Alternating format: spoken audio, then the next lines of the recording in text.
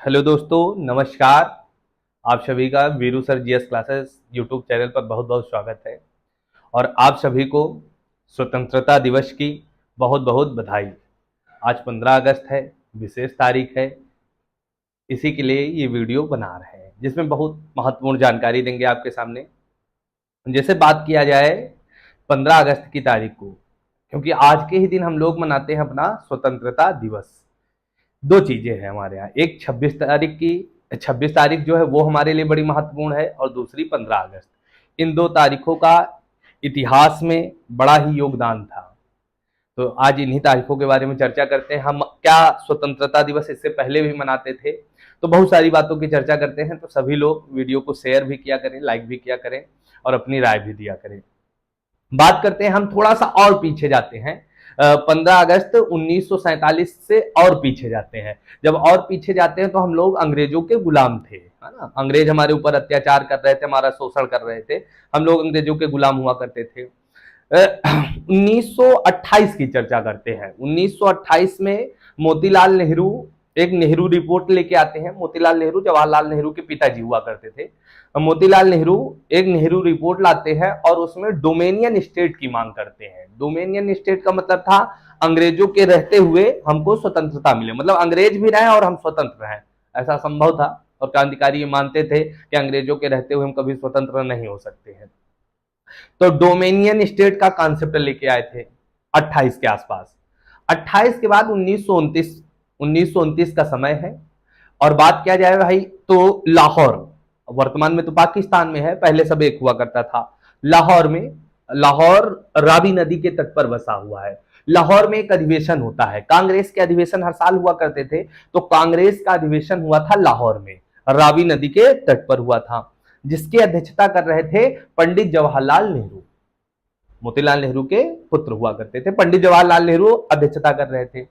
और यहीं पर पहली बार पूर्ण स्वराज का कॉन्सेप्ट आया। मतलब ये कहा गया कि अब हमको आजादी चाहिए तो पूरी चाहिए, हमको डोमेनियन में नहीं चाहिए, हमको थोड़ी बहुत आजादी ना चाहिए कि अंग्रेजों रहे हम आजाद भी हो जाए ना, ऐसी आजादी नहीं चाहिए, हमको पूर्ण आजादी चाहिए। तो पूछा जाता है कि पूर्ण स्वराज की बात सबसे पहले कहां की जा रही है, तो पूर्ण स्वराज की बात कहां की जा रही है, तो आप देख रहे हो कि कहां की गई, तो यही लाहौर अधिवेशन जो हो रहा है।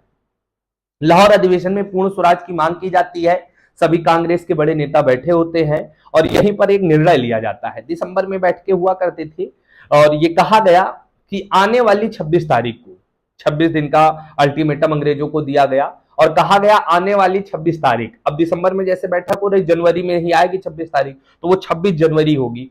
26 तारीख को यदि इन 26 दिनों के अंदर अंग्रेज हमको आजाद करते हैं तो ठीक है, नहीं आजाद करते हैं तो हम लोग क्या करेंगे, अपना स्वतंत्रता दिवस अपने आप मना लेंगे। ये मान लेंगे कि हम क्या हो गए, आजाद हो गए। तो अब क्या हुआ, इतनी जल्दी अंग्रेज कहां आजाद करने वाले थे भाई, हाँ इतनी जल्दी कहां।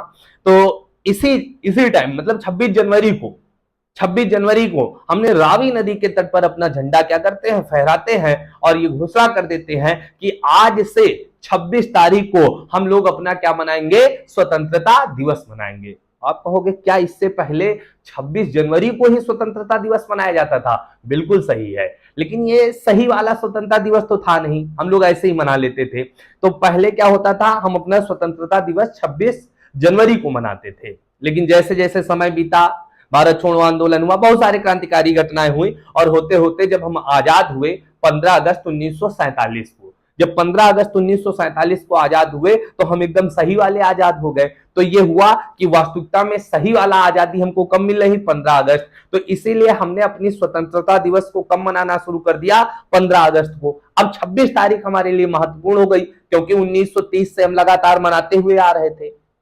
तो 26 तारीख जब महत्वपूर्ण हो गई तो ये फिर संविधान हमारा बनना शुरू हुआ, संविधान सभा का गठन हुआ, बैठकें हुई, अध्यक्ष बने, ये सारा प्रोसेस चल रहा था और संविधान हमारा लगभग पूर्ण रूप से देखा जाए तो 26 नवंबर 1949 को बनके तैयार हो गया।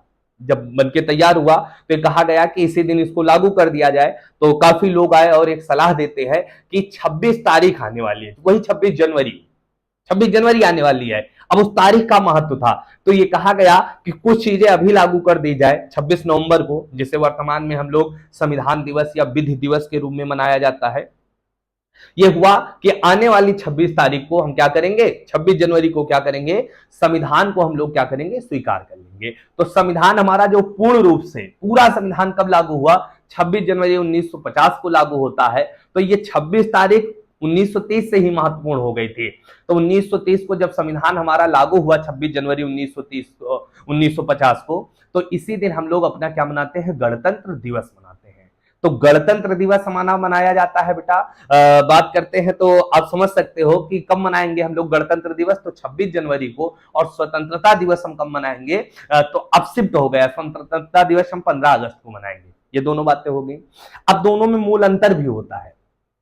जैसे 15 अगस्त को हम बात करते हैं, तो 15 अगस्त को हम लोग क्या करते हैं, लाल किले में झंडे को पहले क्या करते हैं, चढ़ाया जाता। पहले क्या किया जाता, झंडे को चढ़ाया जाता है और फिर उसके बाद फहराया जाता है। ये देखा होगा, झंडे को चढ़ाते हैं फिर फहराते हैं। कब, 15 अगस्त को। और ये कौन करता है बेटा, तो ये कौन करते हैं, तो मोदी जी करते हैं। अब की बार 10वीं बार फहरा रहे हैं, तो मोदी जी के द्वारा होता है। लेकिन यही आप 26 जनवरी को देखोगे, तो ये जो राजपथ होता है, जिसको आजकल कर्तव्य पथ बोल रहे हैं, वहां पर क्या किया जाता है, झंडे को चढ़ाया नहीं जाता। इस तारीख को झंडे को केवल फहराया जाता है।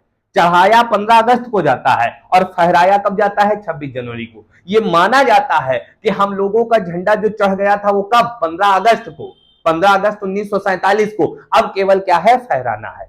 तो दोनों में बड़ा मूल अंतर होता है। तो आज हम लोग अपना स्वतंत्रता दिवस